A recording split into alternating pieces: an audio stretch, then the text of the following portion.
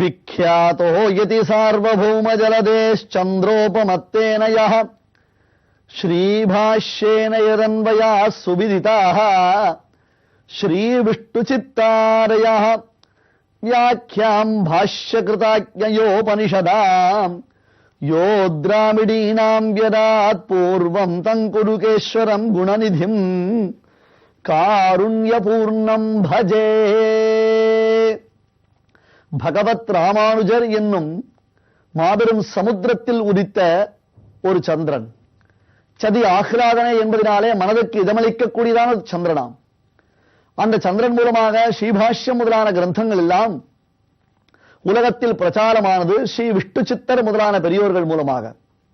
அதாவது ஸ்ரீ விஷ்ணு புராணம் 6000 கிரந்தங்கள் உடையது. எப்படி ஸ்ரீமத் பாகவதத்தை நாம் 18,000 ஸ்லோகங்கள் என்று சொல்லுகிறோமோ, ஸ்ரீமத் ராமாயணத்தை நாம் 24,000 ஸ்லோகங்கள் என்று சொல்லுகிறோமோ, அதுபோன்று தான் ஸ்ரீ விஷ்ணு புராணம் என்னும் கிரந்தம். அது புராண ரத்னம். இந்த புராண ரத்னத்தை ஆளவந்தார் கொண்டாடும் பொழுது தத்தேனயச்சிதச்சிதீஸ்வர தத் ஸ்வபாவ போகா பவர்க ததுபாய கதிருதாரஹ சந்தர்ஷயன்னிரநிமீத புராண ரத்னம் தஸ்மை நமோ முனிவராய பராசராய என்று கொண்டாடுகிறார். புலஸ்தியர் வசிஷ்டர் முதலான மகரிஷிகளுடைய அனுகிரக விசேஷத்தினாலே தத்துவம் என்றால் என்ன, அந்த தத்துவத்தினாலே நிர்தாரணம் செய்யக்கூடியதான பரம்பொருள் யார், அந்த பரம்பொருள் மோட்சத்தை அளிக்க வல்லனா இல்லையா என்பதான முதலான விஷயங்கள் எல்லாம் எவருக்கு உள்ளங்கை நெல்லிக்கனியைப் போல அனுகிரகத்தினாலே தெரிந்ததோ, அப்படித்தான் தெரிந்த விஷயத்தை தன் சிஷ்யரான மைத்ரேயருக்கு உபதேசம் செய்யும் பொழுது புராண ரத்னமாகிய, புராணங்களுக்குள்ளே தலை சிறந்ததான புராண ரத்னமாகிய ஸ்ரீ விஷ்ணு புராணம் என்னும் மகாகிரந்தமாக செய்தருளினாரோ அத்தகைய பராசர மகரிஷி என்பதாக அந்த ஸ்லோகத்தினுடைய பொருள். அந்த ஸ்ரீ விஷ்ணு புராணத்திற்கு விஷ்ணு சித்தர் என்னும் எங்களாழ்வான் ஆச்சரியமான ஒரு வியாக்கியானத்தை செய்திருக்கிறார். விஷ்ணு சித்தர் என்பதாக அவருடைய திருநாமம்.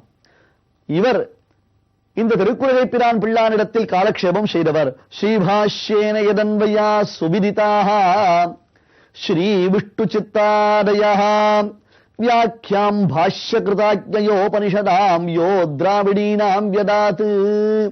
ஸ்ரீபாஷ்யக்காரர் பகவத் ராமானுஜர் தன் ஆச்சாரியரான ஆளவந்தாருக்கு 3 பிரதிஜைகள் செய்து கொடுத்ததாக நாம் கீழே பார்த்தோம். 3 பிரதிஜைகள் செய்து கொடுத்ததாக நாம் கீழே பார்த்திருக்கிறோம். முதலில் பிரம்மசூத்திரங்களுக்கு ஒரு வியாக்கியானத்தை தான் இயற்ற வேண்டும் என்பதாக ஆளவந்தாருடைய மனோரதம். அதற்காக ஒரு விரல் மூடி இருந்தது. வியாசர் அருளி இருக்கக்கூடியதான பிரம்மசூத்திரங்களுக்கு விசேஷமான விசிஷ்டாத்வைத அர்த்த விசேஷங்களை ஸ்தாபிக்கக்கூடியதொரு வியாக்கியானத்தை செய்ய வேண்டும் என்பது அவருடைய முதல் அவா. அந்த முதல் அவாவின்படியாக சுவாமி உயர்ந்த வியாக்கியானங்களை பகவத் போதாயனுடைய விருத்தி கிரந்தத்தை கைக்கொண்டு அதன் மூலமாக உயர்ந்த வியாக்கியானத்தை அருளி செய்ததினாலே காஷ்மீர தேசத்தில் சாரதா பீடத்தில் இருக்கக்கூடிய சாரதாதேவி தலையை அசைத்து அசைத்து ஆனந்தப்பட்டு அந்த கிரந்தத்திற்கு ஸ்ரீபாஷ்யம் என்னும் திருநாமத்தையும் அதை அருளி செய்த மகாத்மாவான பகவத் ராமானுஜருக்கு ஸ்ரீபாஷ்யக்காரர் என்னும் திருநாமத்தையும் அளித்தாள் என்பதை கீழே பார்த்தோம். அடுத்தது கூரத்தாழ்வானுக்கு 2 குமாரர்கள் பிறந்த பொழுது அந்த 2 குமாரர்களுக்கு ஒரு குமாரருக்கு பராசர பட்டர் என்பதாக திருநாமத்தையும் மற்றொரு பிள்ளைக்கு வேதவியாச பட்டர் என்பதாக திருநாமத்தையும் இட்டு நமக்கு சம்பிரதாயத்திற்கு உதவி செய்த 2 பெரும் மகாத்மாக்கள் நினைவுறுத்தப்பட்டார்கள். பராசரர் ஸ்ரீ விஷ்ணு புராணம் என்னும் உயர்ந்த அந்த புராண ரத்னத்தை அருளி செய்த காரணத்தினாலே அவருக்கு நன்றி அறிவித்தலின் பொருட்டு பராசர பட்டர், பராசரன் என்பதாக ஒரு திருக்குமாரருக்கு பெயர். அதுபோன்று வேதங்களை 4ஆக தொகுத்து மகாபாரதம் 5வது வேதத்தை அளித்து 18 புராணங்களை உயர்ந்த ரீதியில் தொகுத்தளித்து அந்த மகாபாரதத்தில் குறிப்பாக பகவத்கீதை முதலான உத்தம கிரந்தங்களை எல்லாம் இயற்றி அதிலும் மேம்பட்டதான உபனிஷத் அர்த்த விசேஷங்களை எல்லாம் தெள்ளத் தெளிவாக விளக்கக்கூடிய உயர்ந்த பிரம்மசூத்திரங்களை அருளி செய்த அந்த வேதவியாசர் மீது பற்றுதல் கொண்டு அவருக்கு நன்றி தெரிவிக்கும் பொருட்டு 2வது குமாரனுக்கு வேதவியாசர் என்பதாக திருநாமம். இப்படி ஆளவந்தாருடைய 2 விருப்பங்களை நிறைவேற்றினார் சுவாமி ராமானுஜர். ஆளவந்தாருடைய 3வது விருப்பம் மட்டும் நிறைவேறாமலேயே இருந்தது. அது ராமானுஜர் செய்த பிரதிஜையின் விஷயம். என்ன? ஆழ்வார்கள் அருளி செய்திருக்கக்கூடிய பைந்தமிழ் பாசுரங்கள், குறிப்பாக திருவாய்மொழி, அந்த திருவாய்மொழிக்கு உத்தமமானதொரு வியாக்கியானத்தை எழுத வேண்டும் என்பதுதான் அந்த பேரவா.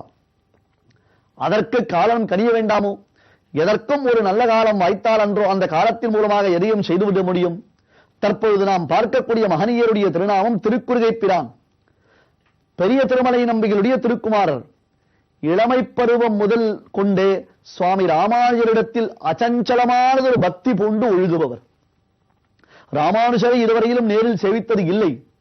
ஆனால் தன்னுடைய மாமாவான கிடாம்பியாச்சான் முதலானவர்கள் ராமானுஜருடைய வைபவங்களை சொல்லும் பொழுது இந்த குழந்தை சிறு பிராயத்தில் எப்படி ருக்மிணி பிராட்டி கண் மீது ஆறாட காதல் கொண்டு விளங்கினாளோ, எப்படி உத்தவ சுவாமி ஸ்ரீமத் பாகவதத்தில் உத்தவருடைய சரித்திரத்தை நாம் பார்க்கும் பொழுது அந்த உத்தவர் பால்யம் முதற்கொண்டு கிருஷ்ண தத்துவத்தில் ஈடுபட்டு கிருஷ்ணனிடத்திலேயே திளைத்து அந்த கிருஷ்ணானுஸ்மரணம் தவிர்த்து வேறு எதிலும் நோக்கமில்லாதவராக பற்றற்றவராக வாழ்ந்தாரோ, அதுபோன்று தான் இந்த பிள்ளை பகவத் விஷயத்தை காட்டிலும் பாகவதத்தவரான பகவத் ராமானுஜர் திறத்தில் ஈடுபாடு கொண்டு அந்த ராமானுஜரையே ஸ்தோத்திரம் செய்து வந்தது.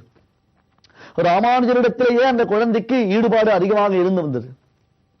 ஆகையால் வருபவர்கள் போபவர்கள் எல்லோருமே ராமானுஜர் ராமானுஜர் என்பதாக ராமானுஜருடைய சரித்திரங்களை எல்லாம் சொல்லிக் கொண்டிருக்கும் பொழுது இந்த பிள்ளை ராமானுஜர் சரித்திரத்தை ஆனந்தமாக அனுபவிக்குமாம்.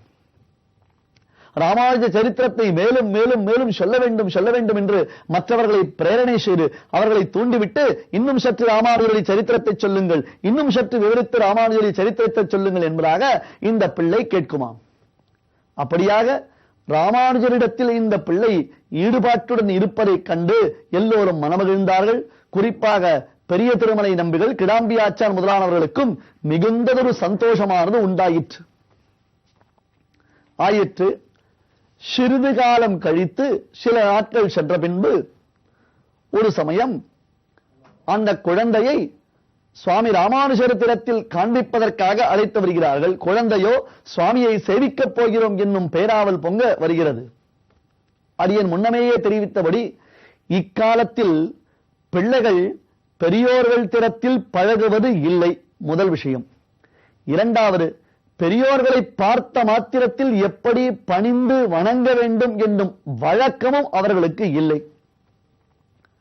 மூன்றாவது, அந்த பெரியோர்கள் திறத்தில் எப்படி பேச வேண்டும், அவர்கள் வந்தால் உடனே நாம் எவ்விதம் பணிவாக பக்தியுடன் பயத்துடன் அவர்கள் திறத்தில் இருக்க வேண்டும், இவை எதுவுமே தற்கால பிள்ளைகளுக்கு தெரிவதே இல்லை என்பதை அடியேன் மிகுந்த வருத்தத்துடன் தெரிவித்துக் கொள்கிறேன். அதற்கு காரணம் என்ன? சூழ்நிலைகள் தான் காரணம். நாம் நம்முடைய பிள்ளைகளுக்கு பழக்க வழக்கங்களை சொல்லிக் கொடுக்க தவறிவிடுகிறோம். பெரியோர்கள் திறத்தில் அழைத்துச் சென்று அந்த பண்பினை அவர்களுக்கு நாம் சொல்லிக் கொடுப்பதற்கு தவறிவிடுகிறோம். எதற்கெல்லாமோ பிராக்டிகல் என்று சொல்லிக் கொள்ளும் நாம் இதற்கும் சில பிராக்டிகல்களை பிராக்டிகலாக செய்துத்தானே தர வேண்டும். ஏனோ அதில் நாம் விருப்பமில்லாமல் தான் இருக்கிறோம். எம்பெருமான் தான் வழிகாட்ட வேண்டும், எம்பெருமானார் அனுகிரகம் செய்ய வேண்டும். இந்த பிள்ளை மிகுந்த சந்தோஷத்துடன் சுவாமி ராமானுஜரை சேவிக்கப் போகிறோமே, இந்நாள் நமக்கு ஒரு பொன்னாள், இது திருநாள், இது நன்னாள் என்பதாக உள்ளம் மகிழ்ந்து வர சுவாமி எழுந்தளிக்கிறார். அப்பொழுது அந்த குழந்தையை கிடாம்பியாச்சான் அழைத்து வர, ஓ இவர் நம் பிள்ளானோ என்பதாக அந்த குழந்தையை ராமானுஜர் அபிமானித்தார். இவர் நம் பிள்ளானோ என்று அபிமானித்தார். என்ன காரணம்? திருக்குறுகை பிரான் என்பதாக அவருக்கு திருநாமம் இருக்கலாம். ஆனால் ராமானுஜர் அந்த குழந்தையை பார்த்த மாத்திரத்தில் இவர் நமக்கு பிள்ளானோ என்றவுடன் ஞானபுத்திரராக சுவாமி ராமானுஜருடைய ஞானபுத்திரராகவே திருக்குறுகை பிரான் பிள்ளான் விளங்கி வந்தார். என்னே ஒரு பாக்கியம்! எத்தகையதொரு வம்சம், எத்தகையதொரு அபிஜாத்தியமாக இருந்தால் கூட நேரடியாக ஒரு சனாச்சாரியருடைய சம்பந்தம் மட்டும் கிடைத்து விட்டது என்றால் அதை தவிர்த்து வேறொரு பாக்கியம் என்ன என்பதாக சொல்லுகிறோமே, அதை பிரத்யட்சமாக தற்பொழுது இங்கே திருக்குறுகை பிரான் பிள்ளான் திறத்தில் நாம் பார்க்கலாம். தன்னுடைய ஞானபுத்திரராக சுவாமி ராமானுஜர் அவரை ஸ்வீகரித்துக் கொண்டார். அந்த குழந்தைக்கு அது வளர வளர பிள்ளானுக்கு சொல்லி வைக்க வேண்டிய விஷயங்கள் அனைத்தையும் சொல்லி வைக்கிறார். நல்ல மேதை, நல்ல ஞான வைசிஷ்டியம், ஆகார சதுஷ பிரஜ்ஞா பிரஜ்ஞயா சதுஷாகமஹா என்பதாக சொல்வார்கள். தோற்றம், தோற்றத்திற்கேற்ப ஞானம், ஞானத்திற்கேற்ப குணம், குணத்திற்கேற்ப செயல்பாடு, இவை அனைத்தும் ஒருங்கே சேர்ந்திருக்க வேண்டும். பார்க்கும் பொழுது தோற்றம் மட்டும் கம்பீரமாக இருந்தால் போராது, அக்ஷராணி பரீட்சந்தாம் அம்பராடம்பரேனைக்கும், உள்ளுக்குள்ளே என்ன இருக்கிறது, நாம் எதை வாசித்திருக்கிறோம், எதை அறிந்திருக்கிறோம், எப்படி வேதாத்தியனம் செய்தோம், எப்படி திவ்ய பிரபந்தத்தை தெரிந்திருக்கிறோம், அந்த வேதத்தில் புரிந்துள்ள அர்த்த விசேஷங்களை எல்லாம் சொல்லும் வல்லமை பெற்றிருக்கிறோம் என்பதாகத்தான் பெரியோர்கள் நம்மை பரீட்சை செய்வார்கள். அது இல்லை என்றால் ஒரு பிரயோஜனமும் இல்லை. ஆகையால் அம்பராடம்பரேனைக்கும் 10 சால்வைகளை போட்டுக்கொண்டோ பட்டு பீதாம்பரங்களை உடித்துக் கொண்டோ இருப்பதில் அர்த்தமே இல்லை. சுவாமியோ இளமை முதற்கொண்டு துளசி புஷ்பத்தை போன்று, துளசி செடியை போன்று, துளசியினுடைய இலைகளை போன்று இளமை முதற்கொண்டு பகவத் விஷயத்திலும் பாகவத் விஷயத்திலும் ஊன்றி தலைத்துக் கொண்டிருக்கிறார். தற்பொழுது சொல்லி வைக்கக்கூடியதான வேதாத்தியனங்கள் அவருக்கு நன்கு கிடைக்கின்றன. பராசர பட்டருடைய சரித்திரத்திலும் இதை பார்க்க போகிறோம். பராசர பட்டர் வேதத்தை அத்தியனம் செய்வதற்காக முதல் நாள் சென்றாராம். அதற்கு சந்தை என்பதாக பெயர். குருகுலத்தில் ஆச்சாரியன் வேதத்தை சொல்லி வைப்பார், சிஷ்யர்களை சொல்லிக் கொண்டிருக்க வேண்டும். சென்றார், ஆச்சாரியன் சொல்லி வைத்தார். மறுநாள் பராசர பட்டர் குருகுலத்திற்கு செல்லவில்லை, சந்தைக்கு செல்லவில்லை. ஏன் செல்லவில்லை என்று ஆழ்வான் கேட்டதற்கு ஒரு பதில் சொன்னார் பராசர பட்டர். நேற்றைய தினம் சொன்னதையே மறுபடியும் இன்றும் சொல்லுகிறார்கள் சுவாமி, புதியதான பாடத்தையே சொல்லவில்லை என்றாராம். இதனுடைய பொருள் என்ன தெரியுமா? ஏகசந்தகிராகி என்பதாக பொருள். ஒரு வேதத்தை, ஒரு வாக்கியத்தை 100 முறை சொன்னால் கூட மனதில் பதியாது. அதையால் தான் குருமார்கள் திருப்பி திருப்பி திருப்பி திருப்பி நமக்கு சொல்லி வைத்துக் கொண்டே இருப்பார்கள். ஆனால் பட்டரை போன்ற மேதாவிகள், இதோ திருக்குறைப்பிரான் பிள்ளை போன்ற மேதாவிகள், சிறுமாமனிஷர் என்று பெயர் பெற்றவர்களான இந்த மகாத்மாக்கள் ஒரு முறை ஒரு விஷயத்தை சொல்லும் பொழுதே அந்த கற்பூர புத்தி என்கிறோம் அல்லவா, அதனை உடனே கிரகித்துக் கொள்ளும் வல்லமை பெற்றவர்களாக திகழ்ந்தார்கள் என்றால் அவர்களுடையதான அந்த ஆச்சாரிய கட்டாட்ச விசேஷம் எத்தகையது அவர்களுக்கு. ஞான விகாசம் என்றது எப்படி இருக்கும் யோசித்து பாருங்கள். இப்படியாக திருக்குறுகை பிரான் பிள்ளான் உயர்ந்த தத்துவார்த்தங்களை எல்லாம் தான் பெற்று வந்தார். அவரிடத்தில் ராமானுஜர் ஒரு மாபெரும் பொறுப்பை ஒப்படைத்தார்.